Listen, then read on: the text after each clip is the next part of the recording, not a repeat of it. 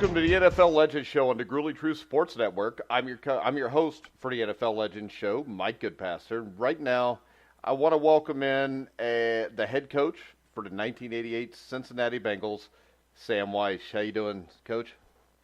Mike, I'm doing great. I'm down here in South Carolina. The weather has broken finally. There's no rain outside. So I don't want to hear you complain, Coach. Down here. I'm up here by Cincinnati, so a little bit of rain wouldn't be that bad compared to the snow. I understand. I remember Cincinnati gray. Yeah, it's Cincinnati gray all the time this year. Actually, we got a little bit of sun today, but I wanted to talk to you today a little bit about the 88 Bengals and a little bit about your coaching career. And I think this starts off 1968. You joined the Bengals in their expansion season, and I've had guys like John Stoffen and Bob Johnson on before. And I don't think people realize that expansion in 1968 wasn't exactly the way it was for the Panthers or teams like that more recently. They made it really tough for the Bengals to compete right out of the gate. Well, we did. I mean, we had a team that didn't know each other, so there's a disadvantage with that. You had a coaching staff that didn't know the players, from history or having finished the season with them, and of course the players didn't know the coaches, didn't know exactly their personality. So that started off, that made things start off a little bit slow, but we actually made the playoffs sooner than any team at that point in the history of the NFL or the AFL, because in '68 there was the AFL and the NFL, and then of course in 1970 they merged, where you had the AFC, NFC, and then which made up the new National Football League. But we had some good players. We had a bus come in during training camp almost every day with new players up at Wilmington, Ohio. No air conditioning in those days. Paul Brown would allow one fan per room. That was it. And we would go and meet, and the classroom couldn't wear our cleats, of course. In those days, you had those old screw-on cleats. And you had to take your shoes off, walk in there, had our meeting, and then walk outside, put your shoes on, and hit the field. It was a little different than today. Yeah, and you talked about that team. You had guys like Paul Robinson, who, without an injury, could have been a great player. And in 1969, there's a guy I want to ask you about by the name of Greg Cook. And I heard Coach Walsh talk about him. I've heard Bob Trumpy talk about him. My dad used to tell me stories about him because I was born in '68, so I never really got to see him. What kind of a player was Greg Cook? I think Greg could have been one of the all-time greats in the history of the NFL. He was that kind of an athlete. Chillicothe, Ohio is where he came from, where he grew up. In fact, we were the 1 year that he was healthy. He wasn't healthy the whole year, but the year that he was with us and started healthy, he and I were roommates. So we got to be very good friends, both of us being quarterbacks, put the quarterbacks together so they could talk about game plans and so forth. Quiz each other about different things. But Greg was 6'4", had that golden blonde hair. He was the first guy I ever saw use a hair dryer in the locker room. In those days, they're all butch cuts and stuff. Yeah. But Greg came in with a totally different persona and was a great player. He was able to perform on the field and back up everything. But the players, were drawn to him right away because he could hit the slant pattern in stride. He could throw the ball deep down the field. He had a very quick release, kind of a Terry Bradshaw release, and with just from the elbow out, and tight spiral, good scrambler, had a lot of speed, and at 6'4", and I would say, I'm going to guess he was probably 215, maybe something like that. He had good body build where he could take a blow, and then actually, if he needed to for the first down, he would deliver the blow. He was not afraid to do it. He's a great player, and could have been an all-time great. I feel so bad for him because of the injury to his right shoulder in the Kansas City game. And actually, that was a game that I came in. I think we won that ball game, and I hit Bob Trumpy for an 80-yard touchdown. As I recall, it was 75 yards in the air, and Bob caught it and took 2 steps into the end zone. And as he recalls, it was a little pop pass right over the line. He ran 75 yards and outran the defensive backs. But I'm not sure either is exactly what happened. But Greg was injured in that. I can't remember the name of the outside linebacker that hit him. It was a legal hit, but it was caught his shoulder in a bad position. And he really never came back from it. It was a torn rotator cuff, but in those days, they just didn't identify him quite as quickly as they do today. And he was back up there throwing, but of course, every time he rotated that shoulder, it aggravated the tear. And I still remember him yanking that helmet off at practice one day and saying, "I can't do it anymore. I just can't throw it. It hurts too bad." And that was it. He went and played with. When Bill Walsh was in San Diego, he went down there and played, or tried to, for a couple of years later, but just never was able to come back. Yeah, and you talked Bill Walsh, 1970, he was the offensive coordinator. I think you had completely different quarterbacks in Virgil Carter and Greg Cook, to say the least. And that was kind of what people called a West Coast offense. It kind of came into play then, didn't it? Because of Virgil Carter and maybe not the greatest arm strength. Well, I think it was a style of play. I mean, it fit them perfectly, both of them. They were accurate passers. One thing, had a quick release. Both of them about the same. When Kenny Anderson came in, you had pretty much the same size guys playing there at that position, but it was a progression passing game. And before that, quarterbacks were taught to line up, drop back, read the coverage, and throw to the open guy. Well, sometimes you didn't have that much time to do that. So this West Coast offense, you memorize the blitz receiver. If they blitz to, you're going to pop the ball to quickly. And then after that, your primary receiver, your secondary, number 1, number 2, and sometimes a number 3, and then what I always call the guarantee, a dump-off guy, a save-a-sack kind of a throw.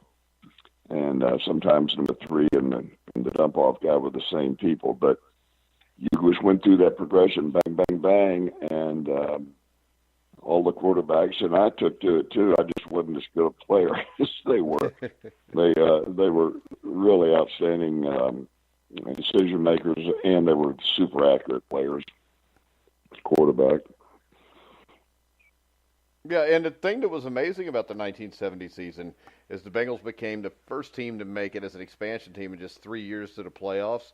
But that team started off 1-6.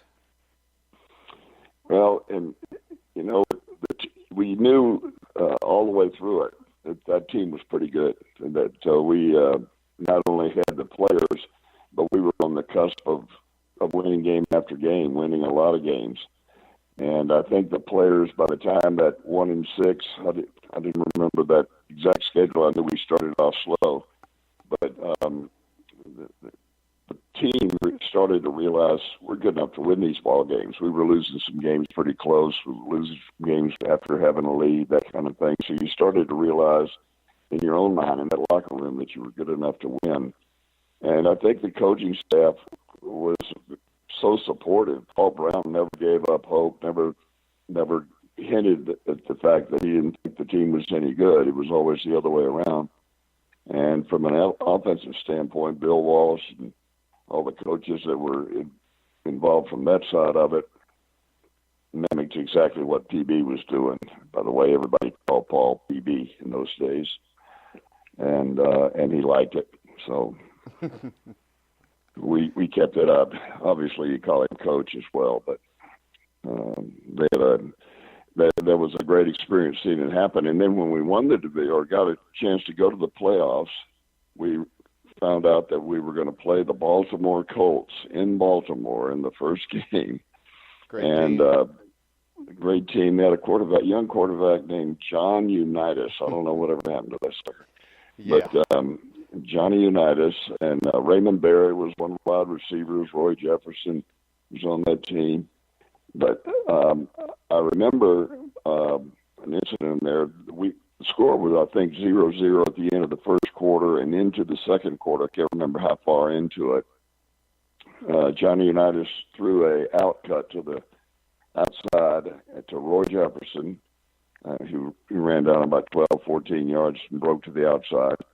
And we went for the interception. Our defensive back did. I can't remember which one it was, but he went for the interception, didn't quite get there. Roy took it up the sideline for 50 or 60 yards for a touchdown. It was 7-0 into the second quarter. And I remember PB coming over. I'm standing next to Bill Walsh, and Bill is calling the offensive plays when the offense gets back on the field. And Paul walks over to Bill and says, I want you to run the ball, get this game over with. I don't want to get blown out.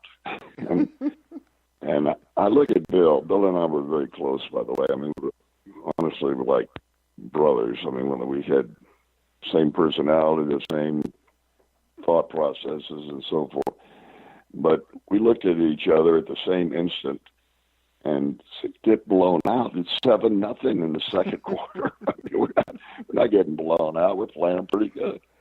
But Paul had played those guys many times when he was in Cleveland, and he knew exactly how explosive they could be. They ended up winning that game 17-0. That was the first playoff game the Bengals ever played. It was in Baltimore. It was before, of course, they moved to Indianapolis. And Unitas had a good game, but the defense played him pretty darn well. The offense just couldn't seem to put anything on the scoreboard to get it any closer. Yeah, and you talked about Paul Brown. You want to talk a little bit about the influence Paul Brown had, and Bill Walsh, because I would think you were so lucky. You're going to be a professional football coach, and you worked under Paul, or played under Paul Brown, Bill Walsh, George Allen. I think Marv Levy was on the George Allen staff in Washington. You want to talk a little bit about teams. Yeah, and I'm sure just being around those guys probably had at least a little bit to do with why you wanted to be an NFL coach. Well, absolutely. I mean, you left out another important guy, Don Coryell with the St. Louis Cardinals. Only there for a short time, but and Jim Ringo up in Buffalo. But anyway, I was always around. You're right.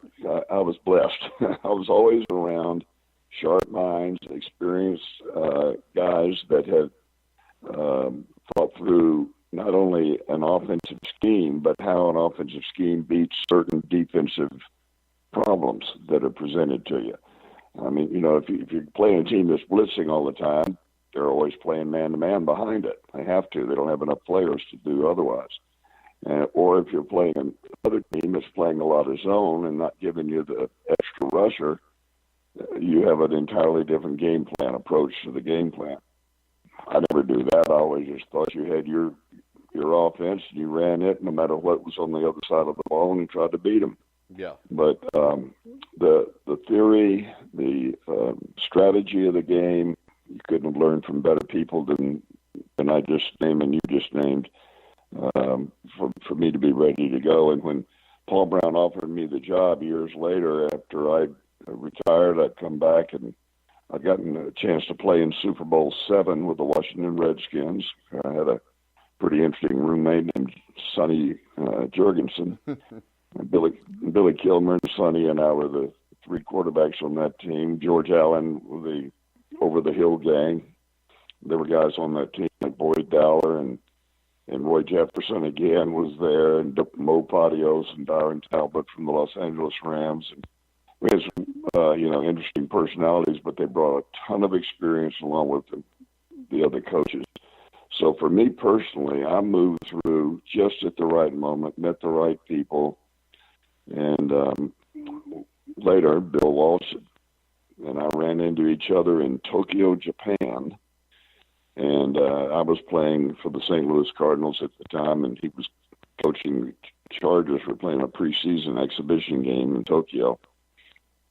And we came down the elevator together by just coincidence. We happened to step on, I was on a different floor, and there he was in the elevator. And he said, let's go down and have a cup of tea. And I said, okay. And we sat there, and after about 40 minutes of just chatting, I started to smile. And as soon as I did, he knew that I'd figured him out.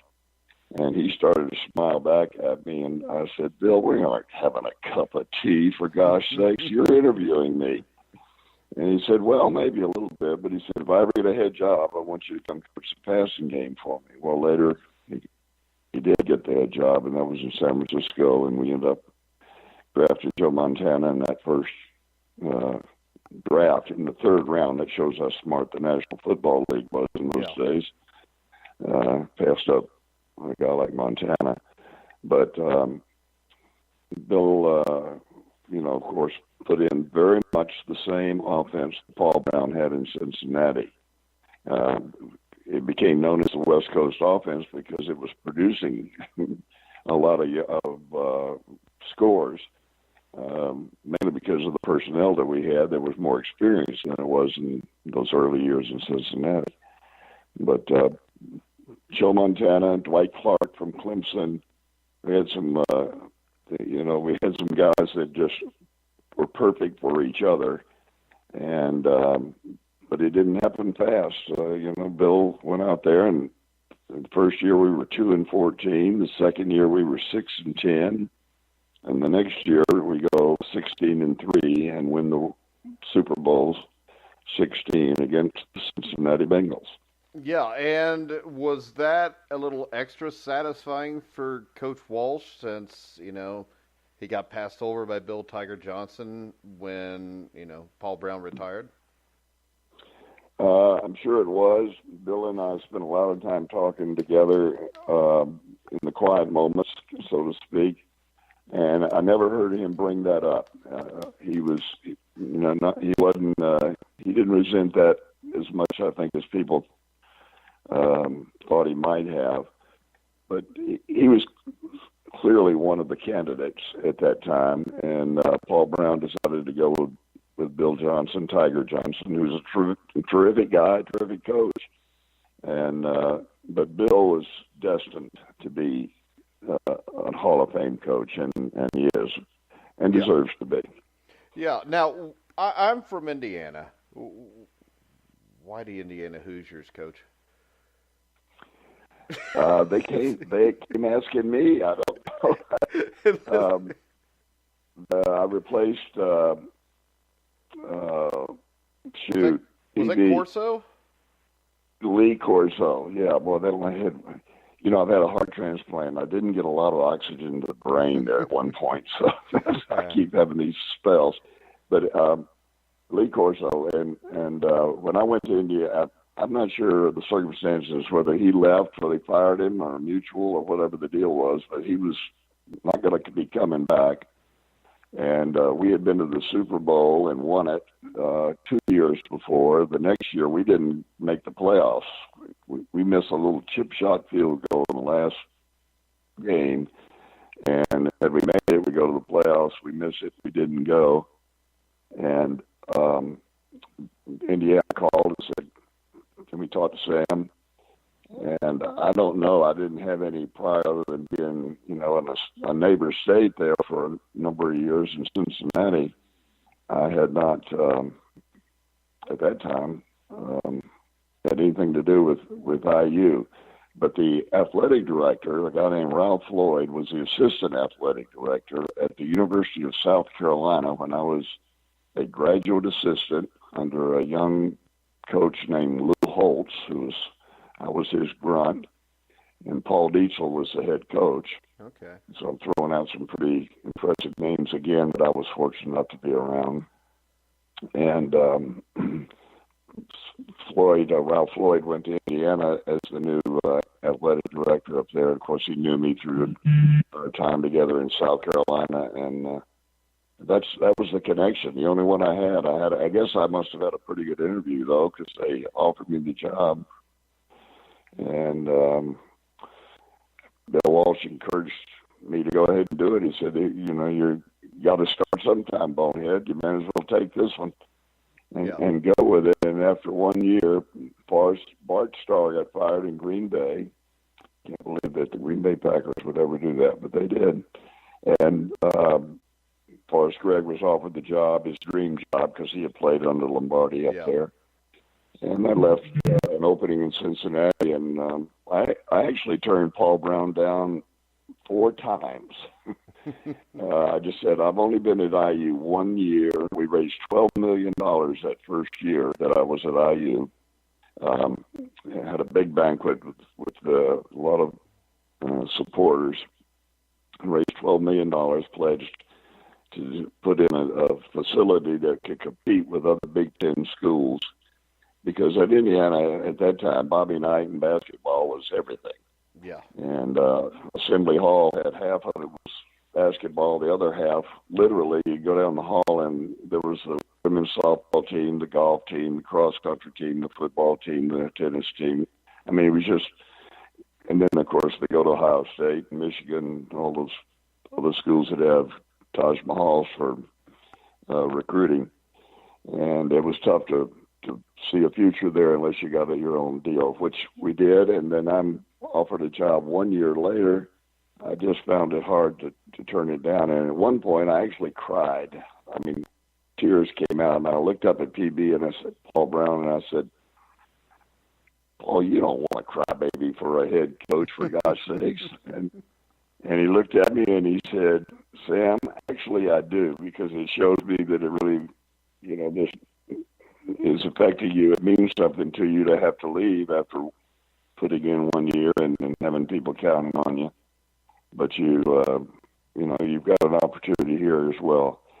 And I ended up being convinced and getting the blessing from the athletic director and the president of the university.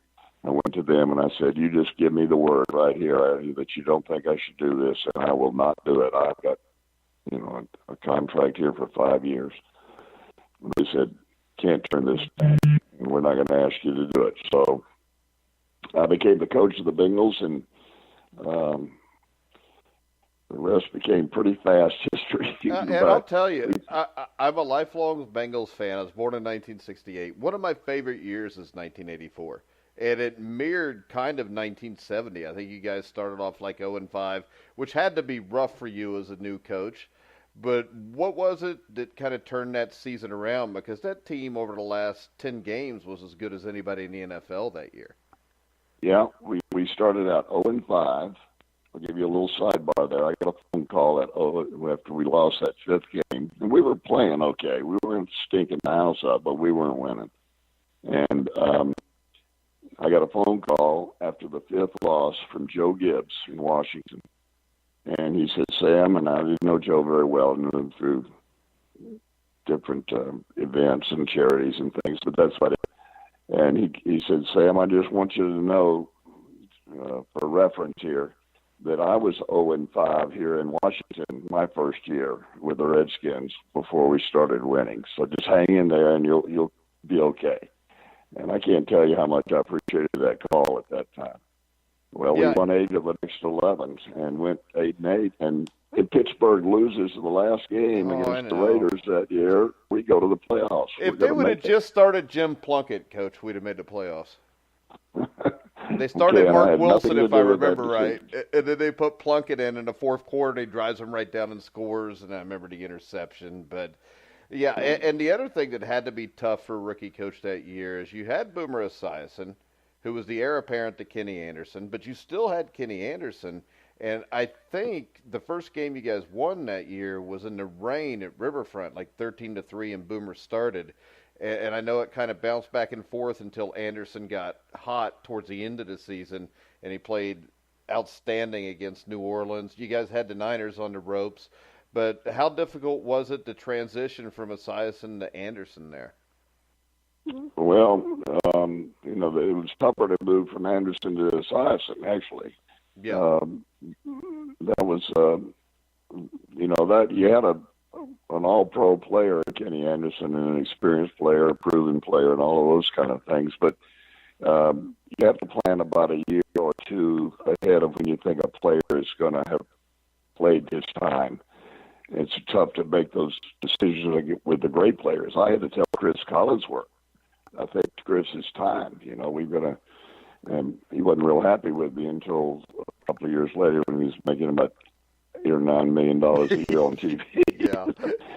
But anyway, Chris is, is a very good friend, and I'm glad everything has worked out so well. He's one of the best on the TV right now, by the way.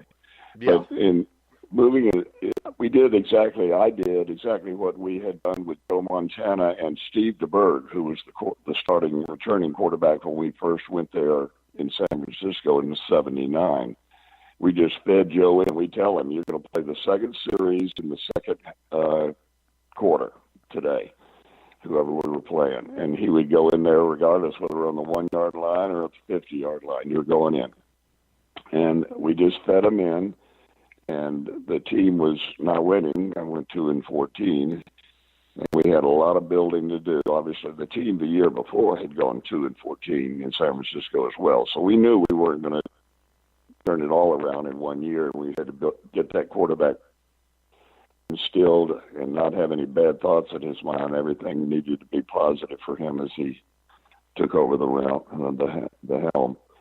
And Steve DeBerg was like a coach on the field and helped Joe Montana, so that worked out great. And that was the process that we used in Cincinnati with Boomer and with Kenny Anderson. And Kenny, of course, it couldn't have been more. He was like a coach on the field for Boomer as well. Yeah, Kenny's a great guy. I had him on the show a year or two ago, and you can't ask for a better person. No. We look at 85, 7-9, just barely missed the playoffs. 1986, I think, was a year that was big on building 1988.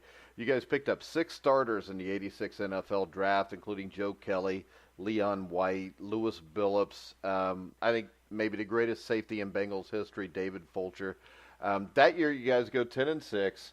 You came up short because of a 3-way tiebreaker with the Jets and Chiefs, which I still haven't figured out since we beat the Jets 52-20, and they still got to go to the playoffs with the same record. But by the end of '86, this has got to be kind of frustrating because it's become kind of an annual event to film the Bengals watching a game somewhere to see how their fate gets determined. Well, that's right, it is. And in those years, by the way, as you have pretty much implied, we were an offensive powerhouse. We were getting better and better every game, not every year. Yeah. And the no-huddle offense was brand new. Nobody else was using it. Nobody else even tried to copy it the first few years. But I don't think we dropped out of the top 10 maybe once during a strike year. The entire 8 years that coaching staff, our coaching staff was there. And part of it was the scheme, and the other part, and the major part, of course, were the players. We had the right personnel in the right place, and probably the best offensive line in Bengal history, and maybe the best offensive line or it could compete to be among the best. I think it's top 10 all time at least. At least, yeah, you're right. So we had everything going for us there, but defensively we weren't quite whole yet. We had a great defensive coordinator in Dick LeBeau, so we were all set when time came. And in that 10-6, most of the time we lost games with pretty heavy scores. We didn't lose 3-0 very often. No. Although what it gets me was the Denver game. The officiating in there killed us. We'd have been in the playoffs if it wasn't for that one, but. Yeah, well, the officials are, they do the best they can do. They have off days sometimes, and the New Orleans Saints can attest to that, and will be for years to come. That one call will probably bring about some serious changes in the way that officials are reviewed and the way they review during the game. What do they accept as final call, and what do they review because there's enough question about it? Well, I still think they're going to end up reviewing pass interferences. The CFL does it. So there is the only problem with the CFL doing it, it also extends about every game by 10 to 15 minutes. But in the end, do you worry about how long the game is, or whether you get the right team winning the game, I guess? Well, that's where TV comes in, because TV would like for this to be a 3-hour segment. And that's why a lot of it. That's right. And that, that's why a lot of the rule changes have happened about the clock and when you go out of bounds and so forth, and as long as it's not inside the finish of the first half of the fourth quarter. But that will be a factor. But I think there are answers to speeding up the review process. I know they want to be sure, but as I look at it, when they show it on television, boy, it doesn't take one or two looks, and you can tell whether the guy was interfered with or not, or whether he caught the ball or not. And, of course, officials are trying to make sure they get the time right, spot the ball where it is on the field, all those kind of things. Maybe more than one review could be taking place with different responsibilities and speed that up real quick. I can watch it and see it in 30 seconds. They should be able to. Right. And while they don't hire us, we can't figure it out. Yeah. Then we go 1987, which was a mess with the strike. A lot of people thought you were going to be fired. What was your meeting like with Paul Brown at the end of that season? Well, actually, it wasn't with Paul Brown. PB had passed on, and I'm talking about 1987. Yeah. I'm thinking about when I did get fired. We don't want to think about that, later. Coach. We'll just think about 1988. Yeah, okay. All right, oxygen to the brain thing. All right. Well, my meeting was all of Paul's meetings were always the day after the end of the season. It didn't matter if you made the playoffs or you didn't, whatever day that was.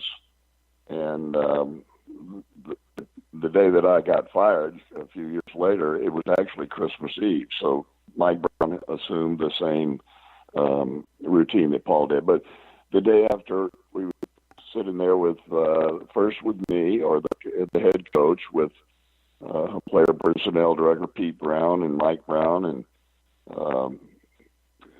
Paul, and occasionally maybe Frank Smouse, a scout, might be in there.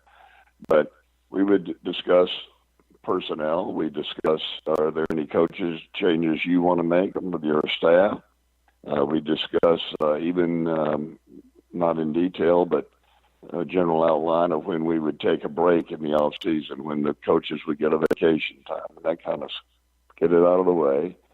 But we would definitely spend most of the time on reviewing what happened. And never once did they say, we want you to quit that no huddle stuff, because we were scoring at will. I mean, there were games, some of them, that were just a fan's You're delight. talking about the offense that Marv Levy invented like 4 years later, right? That's it. Yeah. He's the founder of that. But at any rate, PB would go over it, and he was calm, and everybody else was quiet. PB always had the floor, and if he referred to somebody, then they would make a comment or something. But it was a quiet, comfortable review. I never felt threatened or never felt challenged about anything. He would make sure that you could explain, why do we run this stuff out exactly? Tell me what you're doing. My initial start of the no huddle came from an experience of watching a very good player in San Francisco run a go pattern and recover from that sprint down the field in just a matter of a few seconds. And it came to me that recovery time is your conditioning, and conditioning therefore becomes recovery time. And if we recovered as an offense faster than the defense did from the previous play, we slowly wore down that defense, and pretty soon chronic fatigue was set in. Pretty soon we were playing against a tired defense. And most of the game, if you started early, you could play more than a half of the game against a tired defense. Obviously an offensive advantage. So that was how it started. Paul never questioned that. He understood it, and I think he kind of liked that idea. Yeah, and there was also the rooming with players. He had a few different things that he suggested too, didn't he? Let's say that again. The rooming, how the players roomed. You roomed offense with defense, black with white. Oh. And also how much time you were spending at the office during the week? Yeah, oh yeah. Well, PB thought I was spending too much time. He wanted me to go home and have dinner with my wife, and I said, Paul, I just don't know I can get everything done that fast, but I'll try. But the no huddle, he never questioned that part of it, and he did like that. The one thing that he stressed, during the whole thing was that I want to make sure that you and your coaches get rest. He didn't like the fact that I spent a little too long in the press conferences. I'll remember that after the game. But I like to answer. You're talking to the fans when you have a press conference after a game in particular. You're not talking to the reporters. They're the conduit to the fans, and I wanted to explain why we made a call the way we did, or why we chose that strategy on defense this week, and that sometimes took a little time to explain it to where the novice would understand it, and the veteran high school coaches that were following the game would also understand it and not get bored to tears. Yeah. So that was a challenge, but I never felt like I didn't have Paul's complete support. That was a comfort and would be for any coach.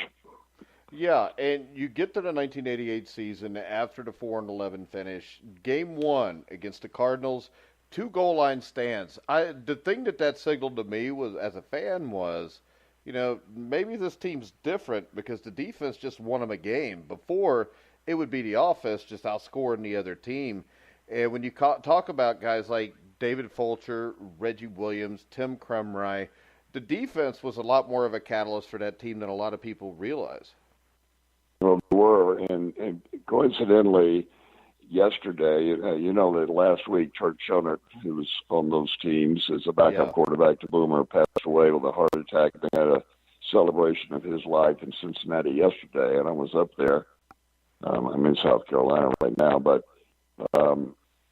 we had a bunch of the defensive guys were hanging around after everything was quieting down, and they brought up the fact that before that season started, I had the idea that this team needed to be a little closer together after a strike year, where some of the team wanted to strike, some of the team didn't want to. And we actually had some confrontations in the locker room a little bit, so we had to solve that problem. And I put a black player with a white player, an offensive player with a defensive player. Paul never objected to any of this. And I said, look, I'm going to name, and I told the players in a letter in the offseason, I'm going to assign you a roommate in training camp. Now, once the season starts, you guys can buddy up with the guys that you either, have the same position with or whatever. But I want you wide receivers to understand how a defensive end thinks, and how a guy that came from a different background and has a different color skin, how they think, and pull this team together. And yesterday, I got a lecture from those players saying that was the best thing that ever happened to them as a football player anywhere along their way, in high school, to college, or pro. That solidified that team, brought the team that was already had good players, brought them together on the same page. So that was nice to hear as well. I think that made a difference, and it showed up faster with the defense, because the offense was showing off before that happened, and the defense now was playing lights out as well. Well, I can tell you this. That impact is still felt to this day, as you just said, because I've interviewed most of that defense, and every one of them always goes back to that. And that team was so close. And then you had, the Icky Shuffle, the SWAT team. They even made a rap video at one point. And that team, as a Bengals fan, it's my favorite team I've ever seen. I know they didn't win the Super Bowl, but the closeness of that team, still to this day, has to make you feel good. It does. And boy, you're dead on with that, because even to this day, they're staying in touch with each other. They are doing things, when there's a death or a special event, they get together and they celebrate it one way or the other. And during that season, you could feel the difference in just the night before the game. The team always ate together. the night before the game around 6 o'clock, and then I would tell them to go chill out and just kind of walk from table to table and sit down and talk to some guys you don't normally talk to. If you're a running back, you probably don't talk to the punter very often. Why don't you go over there and sit over there and talk to him for a while and just let this thing bond together real tight? And they bought into it. I think they liked it, actually. Probably hadn't had that happen before. And as a result, the team just played better. But I'm hearing the same things you're hearing even today. They bring that up as something that they remember as being a big factor. So that's good. Yeah, that team started off 6-0. You had the loss to New England. The thing that really stood out to me about that team is I know that team didn't win the Super Bowl, but the effect it had on the NFL is still felt today. I mean, you talk about, I had Jim McNally on the show, and really teams zone blocked offensively before that, but I don't think they took it to the level he took it with the Anthony Munozes, the Max Montoyas, the Bruce Kozerskis, guys like that. And I think a lot of that is missed to this day, that a lot of that was started there. And then Dick LeBeau, other people used the zone blitz scheme, but I don't think they used it quite the way he did. Yeah, well, that's right. And talking about the offense first, the zone blocking scheme simply means that you're not assigned a person, you're assigned an area, and whoever shows up in that area, you're going to block them. Took a little bit wider split, so you created natural holes even before the snap of the ball. And then the linemen, of course, had to be pretty darn agile because you in open field a little bit more than normal, and you had to be able to change direction in tight quarters. But once they locked on, that offensive line just stayed with them, and the running backs were coming downhill. They weren't lined up close to the line of scrimmage. We had them fairly deep so they could see what was happening in front of them, and they would either bend it back or pop the hole straight ahead or bounce outside. You didn't know where they were going. They were going where the hole was, and there would be one somewhere. And defensively with the zone blitz, I remember asking Dick one time, I said, how about just for practice, because I don't know if we're going to see it, but I got an idea. It's not too far down the road where we're going to see everybody in a two-point stance so that nobody can identify the down lineman and therefore identify a blitzing linebacker.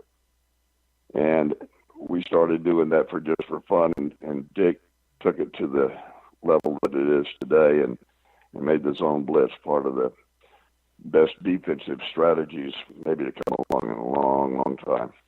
Yeah, and you got to talk to us a little bit about the feeling in this city as the head coach of this team in 1988, and you have to take into consideration you had probably the lowest of lows in 87 and the highest of highs in 88. I mean, you want to talk a little bit about the feeling in the city and what it was like to just drive around town? Well, you almost have to contrast the two as you have right there. I actually had a group of players, I won't name who they are, but actually come to my house one time when they knew, they could tell by the way I was standing in front of them in the meeting that day, I guess. I don't know how they know. They came home, they came to my house, and I'm talking about a number of them, maybe 5 or 6 players together. And knocked on the door, and my wife said he's sitting there in the room in there, and I was sitting in the dark. I was meditating and trying to position my wits about me so that I could be a little bit more enthusiastic the next day. And they walked in there and they pumped me up so fast. They took me to a comedy show, a comedy club one night. I mean, they were actually taking care of the head coach. That was the feeling on the team and the camaraderie on the team that exists today among them. And then in '88, when we started out 6-0, as you mentioned, and beat some good teams too, beat Philadelphia on the road in, I think, early second or third game, and that was the one where Boomer got clearly a late hit. Yeah. I went up to the officials and I was letting him have it. I said, he said, I didn't see it that way. I said, "You've got to be kidding." By the time I got through it, he said, "Okay, it was pretty late." I finally got one of them to agree with me. We weren't going to change the call, but I finally got one of them to agree with me. Okay, it was pretty late. But Boomer's a tough guy, and probably as good a field general as I've been around, and being around the Joe Montanas of the world and others, and Vinny Testaverde and Drew Bledsoe and some guys that I've coached. Boomer was obviously physically a big man, and he'd grab them by their shoulder pad and tell them to block better, or he could take command any way he wanted to, and then he had a calmness about him with that no huddle of getting him in the right place at the right time and getting the ball snapped within the right 25, or I guess it was 40 seconds in those days. Yeah, and you also talk about leaders. I mean, Anthony Munoz, Reggie Williams. That team was full of guys that were leaders. I think yesterday in that the celebration of Turk Schonert's life, and there are so many of the players there. Mike Brown was there, and Katie Brown was there, and that Mike actually mentioned, that he didn't really never saw as many polished people express themselves so well as that group did, and that group bonded together for a lot of different reasons, but they were quality people. They weren't outlaws. We had the case of Stanley Wilson, who was not an outlaw. He was not a bad guy. The drugs had just owned him. Yeah. And it wasn't because he was a bad guy. It was because it was just too much for him. Just drug one. That's why I'm scared to death of anybody that takes that first puff of a marijuana cigarette. Yeah. It's always just the first one that's the killer. That's the one that gets you hooked, and eventually it can cost you a Super Bowl. But the team is still together, and that's the good news. The fans around in 1988. I'm told, I didn't take any cabs, so I don't know this, but I'm told the cab drivers wouldn't charge the guys any money. They said, we're making so much on tips with you guys winning that we're just we'll take you anywhere you want to go. Talk about the players. Yeah. So it was that kind of an atmosphere. And they finally honored the team this year too. I think you were there, weren't you? What was that like? They did what with the team? Didn't they honor you guys this year? Oh, this year, yeah. We came back for the 50th or the 30th anniversary of that Super Bowl, and they also had the 50th anniversary of the original team, which I was a part of as a player. So I got 2 free trips. But the 30th one was a lot of fun because the guys that really, I don't know. I guess there have been with some of the teams. Since then, there have been some exciting years. But at that point in the history of the Bengals, that was probably the most exciting year ever. And it kind of turned the corner from being a team that was thought of maybe still a young team or an expansion team beyond their years to a winner. And, we drop an interception about 2 plays before Joe Montana hits John Taylor in that left corner of the end zone in Super Bowl 23, or we would have been world champs. We were right there with them. Yeah, I know. I didn't play, I didn't coach, but I still have nightmares about it. But when you get to the playoffs in '88, I think people forget the effect that Stanley Wilson had on that team. Against Seattle, he was probably your most valuable player in that game. Yeah. Well, I tell you, the field that day of Super Bowl 23 at Joe Robbie Stadium in Miami, the field had not been watered correctly. It was coming up in 18-inch chunks because they reslotted the field for the game. And the bend-back runners that we had, James Brooks, Stanford Jennings, Ickey Woods, and others, those guys were long-striding guys that would bend back and find that hole that would open up in the zone blocking and hit it full speed. But when they would start to bend back with a long stride, they only had 1 foot into that turf, and it was coming loose and took away their quickness. Stanley Wilson was a different runner. He was a Barry Sanders style runner, short stride, wide base, didn't lift it probably more than a couple of his feet off, more than 2 or 3 inches off the ground when he would have had those defensive guys falling down, and I think we probably would have fed him the ball, and he might have had a 200-yard day, and eating the clock up, not giving Joe Montana an extra series or two to try to score. And the way our defense was playing, I just can't believe we'd lost the ball game with him in there. That takes nothing away from the guys that played. It was just a style of play against the physical layout of the field because of the and he had the best guy in the country organizing that, making sure that field was ready to go. George Tomo, wasn't it? Yeah, George. And it was, just one of those flukes that didn't take. So it did affect the game somewhat, and we had the answer, but he wasn't dressing that day because of the incident the night before, and I really had no choice. Yeah, but it was the toughest thing I ever had to do. Yeah, and I mean, I don't know how you could go through like something like that and actually come out and play as well as you guys did the next day, because I've had guys like Joe Kelly and a few others telling me that Stanley was the guy that was actually a calming influence on the sidelines over the team. Yeah.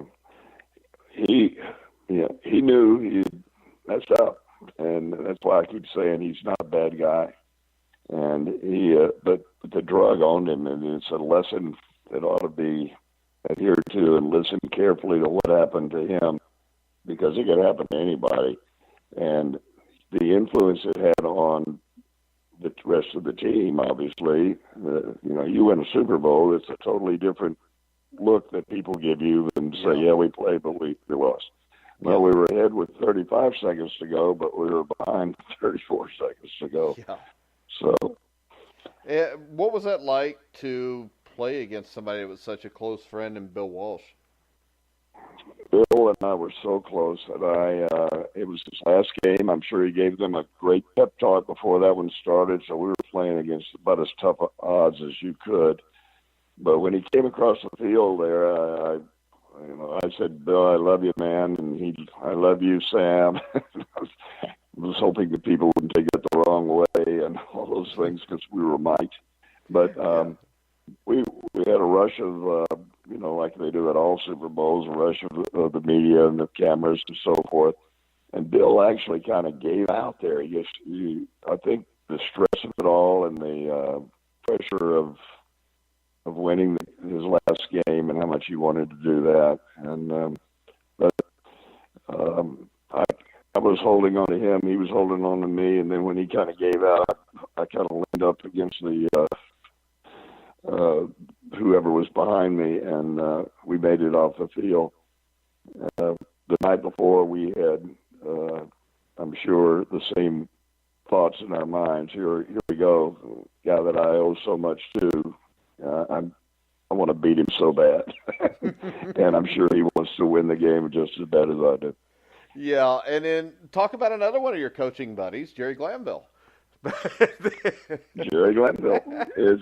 But the AFC North was wild back in those days. You had yourself, you had Marty Schottenheimer, you had Chuck Noll, you had Jerry Glanville. Yeah. You want to talk a little bit about the rivalry in the old AFC Central?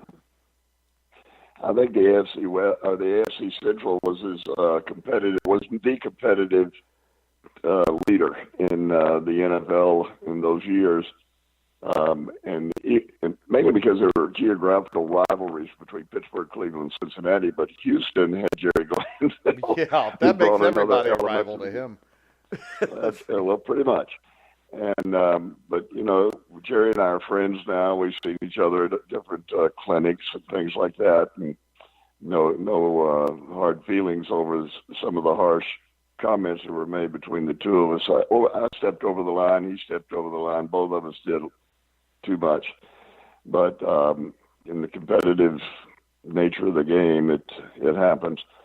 But he was one guy. He was good. That was one thing. He was a defensive coach. When he was with the Atlanta Falcons, I used to hate to play the Falcons because they were physical. They were good. They were in the right place at the right time. It was hard to outsmart them. You had to out-hit them and play them. And sometimes they would win those battles, and sometimes we would. But the other coaches were, I just think, smart, good coaches, therefore tough opponents. Yeah, Noll and Schottenheimer are both great coaches, especially Noll.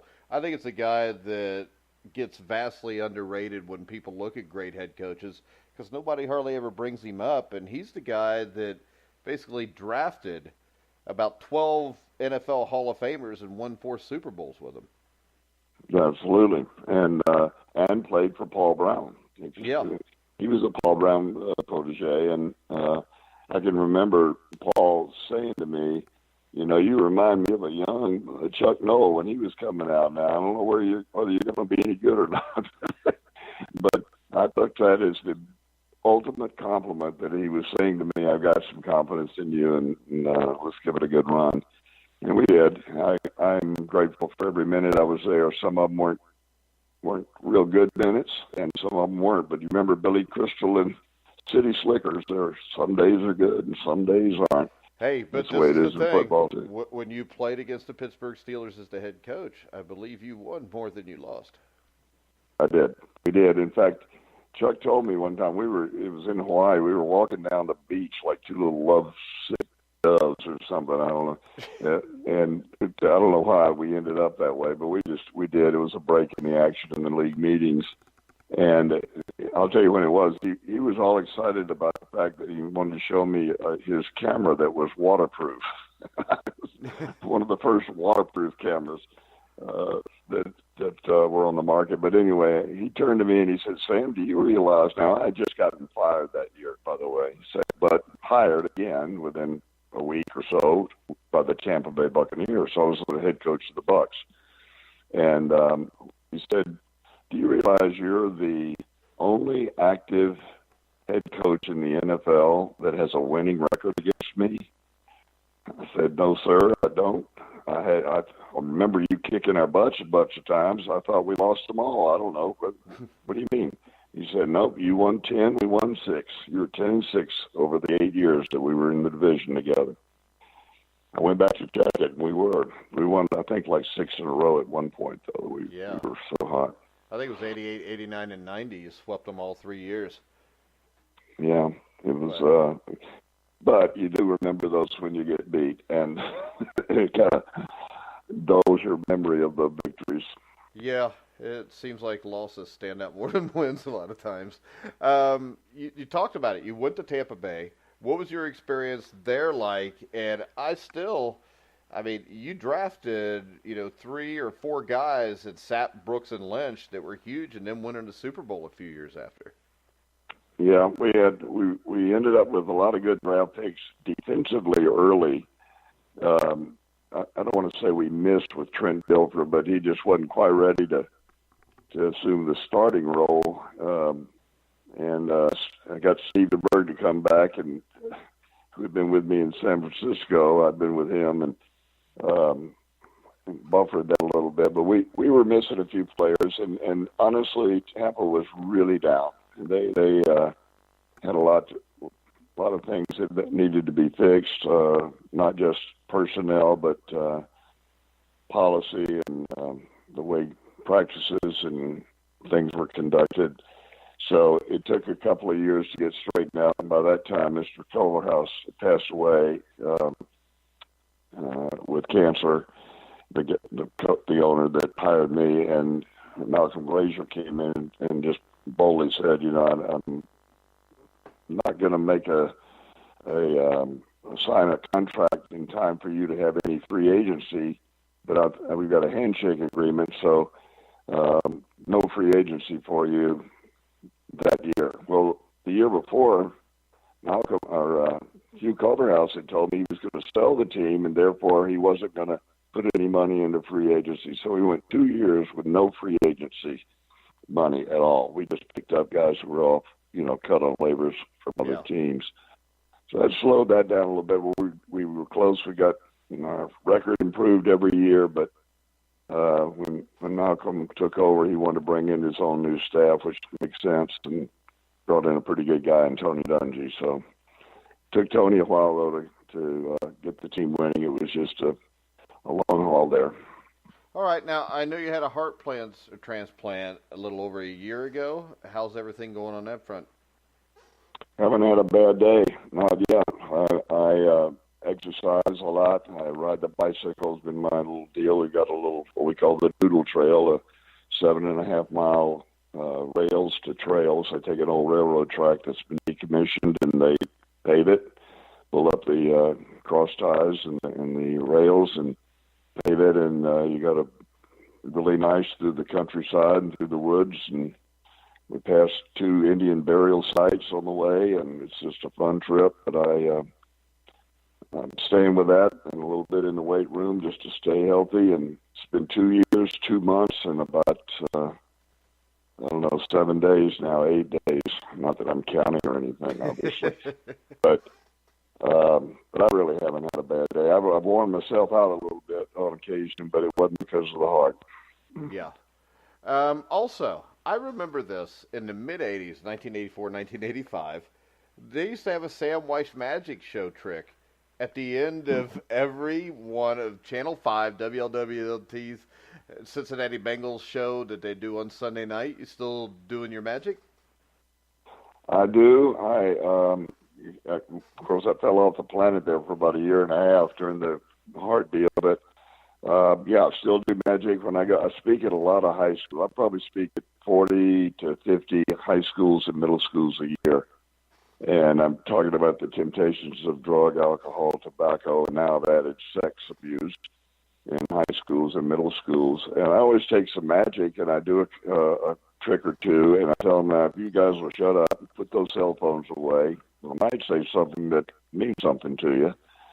And we'll have a halftime show as well if you're really good. And we'll do the old cut and restore trick. I tell them, we'll get somebody to volunteer. We'll get up here, lay on the table, and I'll cut you in half, pull the table out so that we'll see that you're completely separate, and then put you back together again.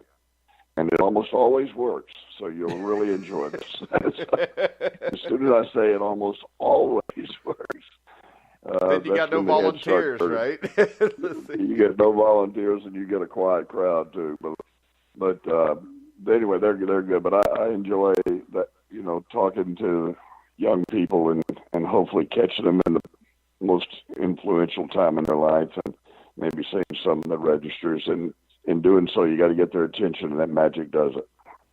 All right, Coach, I really want to thank you for coming on the show today. It was an absolute honor. I appreciate everything that you guys did in 1988. I still remember going to the game, sitting in the stands with my dad.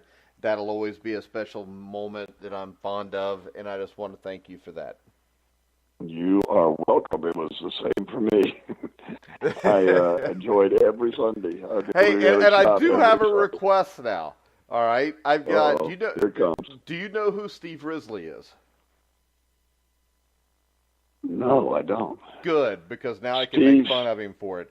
Steve Risley played basketball for Bob Knight at Indiana. He was a senior, played on the 1981 national championship team.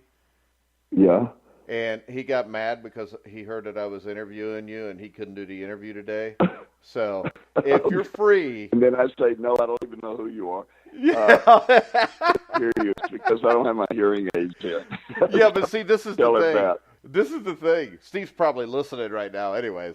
But Steve wanted to be a part of this interview, and he wanted to see if there's any way maybe next Thursday you could come on at noon, just give us 15 or 20 minutes, talk about the Super Bowl a little bit. Like, you mean next Thursday? Yeah. I may be traveling because I've got to be in, I've got to be in Cincinnati. I think it's Thursday night or Wednesday night. I don't know. I haven't got the calendar in front of me. Yeah. But basically, yeah, we're give it a open. shot. We're open Tuesday, Wednesday, or Thursday. Because Monday we've got Don Horn, who played for the Packers. Friday we've got Levon Kirkland on at noon, or not? It's Rocky Blyer next Friday. So if any of those 3 days, if you could fit it in, just give us 15 minutes, so he'll quit complaining to me because he didn't get to talk to the former Indiana football coach. He said something about he wants to know why you changed the logos and the colors. I'd like to know that myself. I'll have to think about that one. Okay. Well, I would love to do it, and I will do it. You're going to call me back. We'll set it up. Yeah. All right. Hey, thanks a lot, Coach. All right. Thanks. All right, guys, I want you to remember you can hear all of our legend shows on thegruelingtruth.net. Yesterday we had Ron McDowell, former teammate of Sam Wyche's, played for the Washington Redskins, Buffalo Bills. Absolutely a great guy, too. Tomorrow you can catch us on Survive in Advance. We'll have former Pittsburgh Steeler Levon Kirkland on to talk about his Super Bowl experience. That's at noon with myself and Steve Risley. You can hear all of our shows on iHeartRadio, Spotify, iTunes, TuneIn, Spreaker, Stitcher. Wherever you find sports podcasts, you'll find The Grueling Truth. So for Sam Wyche, I'm Mike Goodpaster. You've been listening to The Grueling Truth, where the legends speak.